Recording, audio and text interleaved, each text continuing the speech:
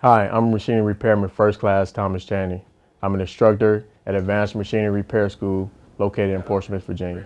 I completed the Inside Machinist certification for the USMAP Military Apprenticeship Program. USMAP is a great way to earn a certification from the Department of Labor for free. I earned this certification over a 4-year period. It took 8,000 hours to complete, which seems like a lot, but I did most of the hours during working hours. The rest I completed as a student at Machinery Repairman C School. At every command, my supervisors supported me in achieving this goal. Almost everything that I do as a machinery repairman is covered by the USMAP program. This certification has given me more experience and has helped me better understand all aspects of my rate. I plan on making a Navy career, and I feel like this certification will help me in advancing.